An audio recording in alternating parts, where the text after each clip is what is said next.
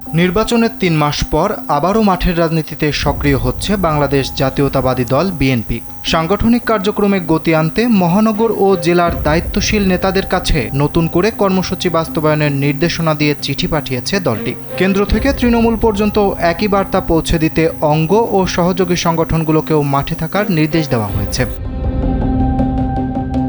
BNP সূত্র বলছে, সরকারের ৮০ দিনের বিভিন্ন উন্নয়ন কর্মকাণ্ড, জুলাই সনদ এবং গণভোট নিয়ে বিরোধী দলের অপপ্রচার ও বিভ্রান্তিমূলক বক্তব্যের বিরুদ্ধে জনমত গড়াই এই কর্মসূচির মূল লক্ষ্য। দলটির নীতি নির্ধারকদের মতে, জুলাই সনদ বাস্তবায়নের বিষয়ে বিএনপি শুরু থেকেই অঙ্গীকারবদ্ধ। জীবন অবাক না করলে কে করবে? 28% মিল্ক ফ্যাটের অবাক করার সাথে ফ্রেশ মিল্ক পাউডার। জীবন অবাক করুক প্রতিদিন। তবে গণভোটের মাধ্যমে আসা সব সংস্কার প্রস্তাবের দায় দলটি নেবে না।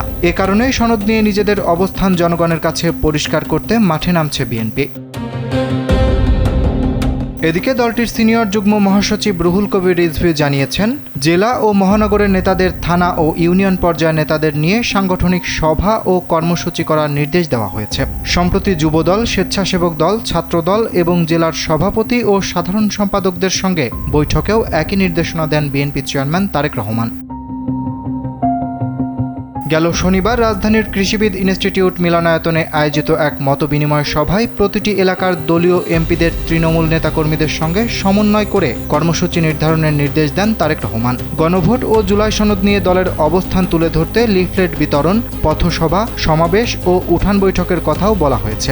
একই সঙ্গে সরকারের উন্নয়ন কর্মকাণ্ড ও নির্বাচনী ইশতেহার বাস্তবায়নের তথ্য জনগণের সামনে তুলে ধরার নির্দেশ দেওয়া হয়েছে।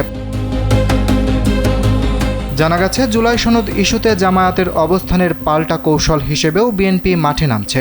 দলের প্রস্তুত করা লিফলেটে উচ্চকক্ষ গঠন সহ বিভিন্ন বিষয়ে বিএনপির অবস্থান ব্যাখ্যা করা হয়েছে। বিশেষ করে গণভোটের ৪ প্রশ্নের মধ্যে যেসব বিষয়ে বিএনপি দ্বিমত পোষণ করেছিল সেগুলোও স্পষ্টভাবে তুলে ধরা হয়েছে। এরই অংশ হিসেবে রুহুল কবির রিজভীর স্বাক্ষরিত চিঠিতে মহানগর ও জেলার নেতাদের সাংগঠনিক তৎপরতা বাড়িয়ে নতুন কর্মসূচি প্রণয়নের নির্দেশ দেওয়া হয়েছে। অরিত্র বাসু, কালবেলা।